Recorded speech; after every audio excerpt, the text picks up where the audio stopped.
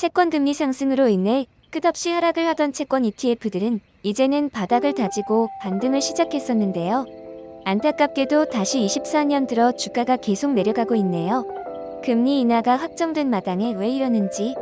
일단 TLTW iShares 20+2어 트레저리 본드 바이라이트 스트라테지 ETF도 마찬가지로 회복을 하다가 똑같이 떨어지고 있습니다. 23년 12월 꽤 높은 배당금을 주면서 38.05달러로 그래도 어느 정도 되는 배당금이 입금되었습니다.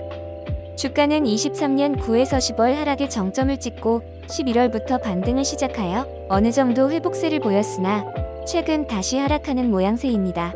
일단 주가는 1년 전보다 배당을 포함하여 마이너스 7% 이상 하락한 상황인데요. 배당이 삭감된 8월 이후 최근 크게 배당액을 늘려서 여전히 20%에 육박하는 배당을 유지하고 있고 금리 인하 분위기를 타고 있으나 회복세를 이어가진 못하고 있네요. TLT와 TLTW를 비교해보면 두 개의 ETF가 비슷한 모습을 보이고 있는데요. 아무래도 TLTW가 TLT의 2% 상승 콜옵션을 반영하여 운용되지만 최근 횡보와 약 하락장에서 콜옵션 프리미엄만큼 하락을 커버하였기에 비슷한 모습을 보일 수 있었던 것 같네요. 물론 여기서 더 하락한다면 TLTW의 손해는 계속 늘어나기에 TLT보다 하락률은 커질 것으로 보입니다. 투자 종목은 심플합니다. 20년 이상 국채에 투자하는 iShares 20+2여 트레저리 본드 ETF를 보유하면서 수입을 창출하기 위해 1개월 콜 옵션을 매도하는 전략을 반영하는 TLT 2% 오트 바이라이트 인덱스를 추종합니다. 결론적으로 TLT와 TLTW는 한 배를 타고 있으며 TLT가 오르면 TLTW도 오를 수밖에 없습니다.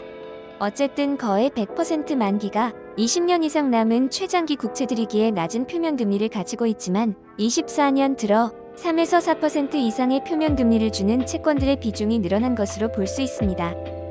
배당률은 현재 주가 기준 20%로 어마어마하게 높습니다. 23년에는 1주를 보유한 사람에게 총 5.38달러를 배당하면서 현재 블랙록의 ETF 역사상 최대치의 배당률을 자랑하고 있고요. 마지막 12월 배당은 회복세에 맞춰서 0.746달러를 배당하면서 23년 12번의 배당 중 최고치를 보여줬습니다. 일단 24년의 시작부터 하락세이기 때문에 24년도 배당이 어떻게 될지 조금 불안하네요. 그래도 TLT의 성과가 크게 변동이 없기에 큰 이변이 없는 한 24년에도 초고배당을 유지할 것으로 보입니다. 계속 말씀드리지만 전 세계 최고의 자산 운용사인 블랙록에서 운영하는 ETF이고 TLT라는 안정적인 ETF와 한 배를 타고 있기에 안정성이나 전략은 걱정할 필요는 없어 보이네요. 0.35%라는 채권의 옵션 전략을 사용하는 ETF치고는 저렴한 수수료와 20%에 육박하는 굉장히 높은 배당률, 직접 투자하기 힘든 미국 국가의 장기 국채에 투자할 수 있는 것 등 장점이 굉장히 많은 ETF라고 생각합니다.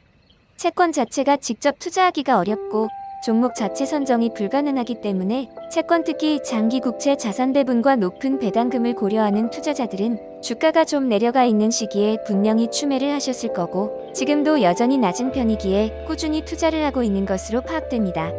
배당률이 비정상적으로 높은 편이라 결국 점점 낮아질 것으로 보지만 어쨌든 낮아져도 10% 이상은 계속 유지할 것으로 보이기에 이 정도만 돼도 배당 전문 ETF들 중에서는 1티어라고 생각합니다.